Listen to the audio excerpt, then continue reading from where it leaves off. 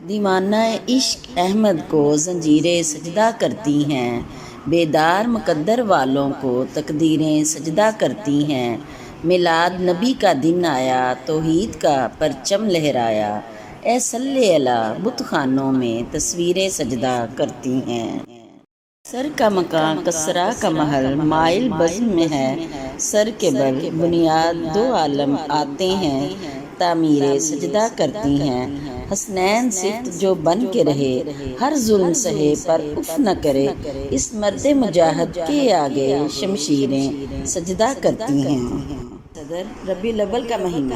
تمام مسلم امہ کے لیے ایک خاص مقام رکھتا ہے۔ اس کی وجہ یہ ہے کہ زمانہ جاہلیت کے شکار، ظلم و استبداد کا نشانہ بنتے ہوئے، پستی کی اتھاہ گہرائیوں میں گرے ہوئے اور ظلم و ستم کی چکی میں پستے ہوئے لوگوں کو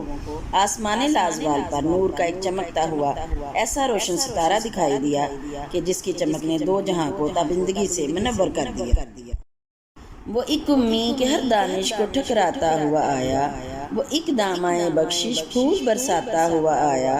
وہ ایک نرمی کے سنگ و خشت کے سینے میں جا اتری، وہ ایک شیشہ کے ہر پتھر سے ٹکراتا ہوا آیا۔ تیرے اس در کے سوا آسودگی دل کہاں ملتی، تیرے در پہ زمانہ ٹھوکریں کھاتا ہوا آیا۔ جناب صدر، 12 ربیع الاول کا دن ہی وہ دن ہے جس دن ہمیں طوفان میں ساحل ملا، ایک پیر کامل ملا، ایک سکون دل ملا، رحمت کا بادل ملا، ایک نشان منزل ملا۔ یہ وہ دن ہے کہ جس دن ہم گمناموں کو ایک نام ملا، بے چینوں کو آرام ملا اور اسلام کے پیروکاروں کو ایک ایسا کام ملا جسے پوری انسانیت کی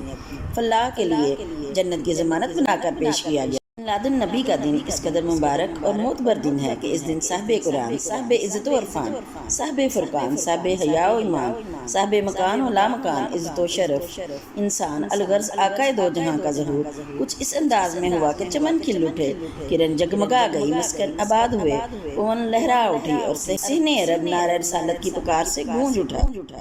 وہ خود نظارہ ہے، خود نظر ہے، میرا پیغمبر عظیم تر ہے، وہ آدم و نوح سے زیادہ بلند ہمت، بلند ارادہ، وہ زہد و عیسیٰ سے کوسوں آگے، وہ سب کی منزل، وہ اس کا جادہ،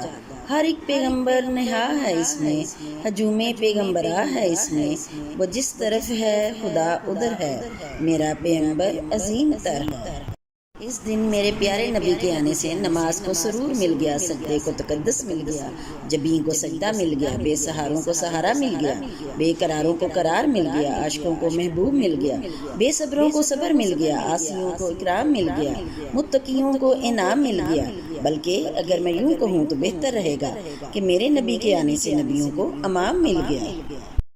شدت ظلم ہوئی خلق محمد سے فنا،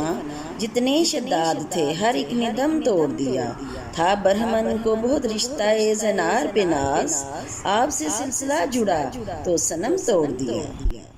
کرام حضور صلی اللہ علیہ وآلہ وسلم کی تشریف آوری سے قبل عالم عرب بے شمار خباثتوں اور جاہلیتوں کا شکار ہو چکا تھا۔ کفر و شرک کے علاوہ انسانی حقوق کی بے دردی سے پامالی اور اخلاقی اقدار کی بے حرمتی کی بدولت عرب معاشرہ شرمناک حد تک کسر و مذلت میں غرق ہو چکا تھا۔ اس دور کا انسان اخلاق و شرافت کا نام تک سننے کا روادار نہ تھا۔ شراب ان کی گٹی میں پڑی ہوئی تھی، جوا، قمار بازی اور زناکاری قطعاً مذموم تصور نہیں کیے جاتے تھے، بلکہ ان کو جوانی کا اعزاز اور مردانگی کا افتخار سمجھا جاتا تھا۔ ایسے وقت میں جب حضور پرنور جناب محمد رسول اللہ صلی اللہ علیہ وآلہ وسلم مجسمے رحمت و برکت بن کر آئے تو یکا یک ہی کشت و ایمان و یقین لہلہا اٹھی۔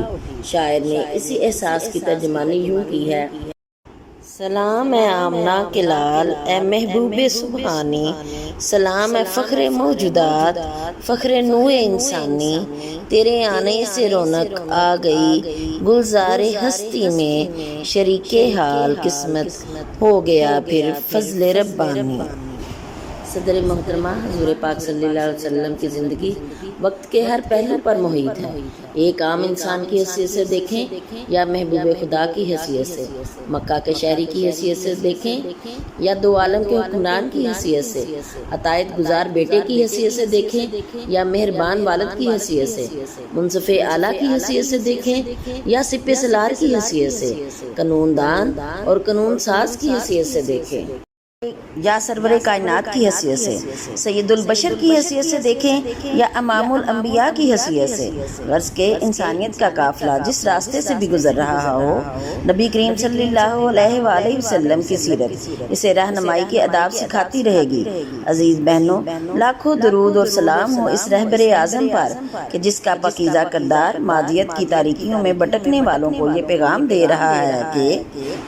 دہر کو سیرت سرکار سکھا دی جائے، سنگ باری جو کرے کوئی دعا دی جائے، روشنی سیرت سلطان حرم سے لے کر قلب کو حلم نگاہوں کو حیا دی جائے۔